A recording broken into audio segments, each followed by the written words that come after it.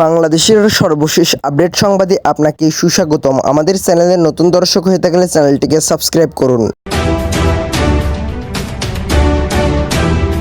এখনো গণতন্ত্রের দিশা খুঁজে পাচ্ছে না বলেছেন মির্জা ফখরুল ইসলাম আলমগীর। বিএনপি মহাসচিব মির্জা ফখরুল ইসলাম আলমগীর বলেছেন, আজকে আমরা অত্যন্ত কঠিন সময় অতিক্রম করছি। ফ্যাসিবাদ মুক্ত পরিবেশ পেলেও এখনো গণতন্ত্রের দিশা খুঁজে পাচ্ছি না। গণতান্ত্রিক বাংলাদেশই আমাদের মূল আকাঙ্ক্ষা। বুধবার রাজধানীর ইস্কটনের লেডিস ক্লাবে বিএনপির ইফতার মাহফিলে সভাপতির বক্তব্যে তিনি এসব কথা বলেন। অনুষ্ঠানে প্রধান অতিথি হিসাবে লন্ডন থেকে ভার্চুয়ালি যুক্ত হন দলটির ভারপ্রাপ্ত চেয়ারম্যান তারেক রহমান। ইফতারকে কেন্দ্র করে ইস্কটনের রাজনৈতিক দলের নেতাদের মিলন মেলায় পরিণত হয়।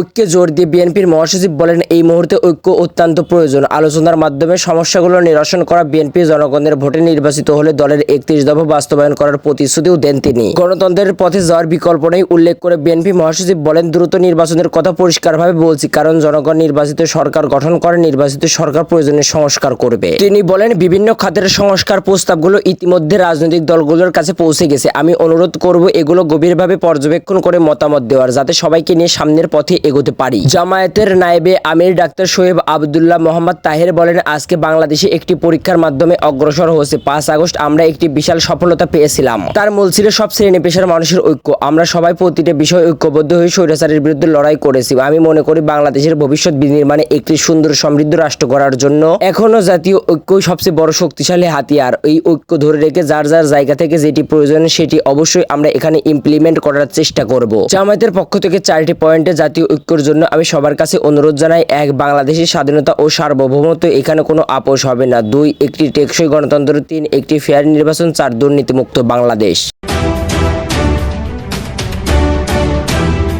সুপ্রিয় দর্শক, এই ছিল এখনকার সর্বশেষ বাংলা আপডেট সংবাদ। পরবর্তী বাংলা আপডেট সংবাদ পেতে চ্যানেলটিকে সাবস্ক্রাইব করে বেল আইকনটিকে বাজিয়ে রাখুন। আপনার মূল্যবান মন্তব্য জানিয়ে দিতে পারেন আমাদের কমেন্ট সেকশনে, আর ভিডিওটি শেয়ার করে অন্যকে দেখার সুযোগ করে দিন।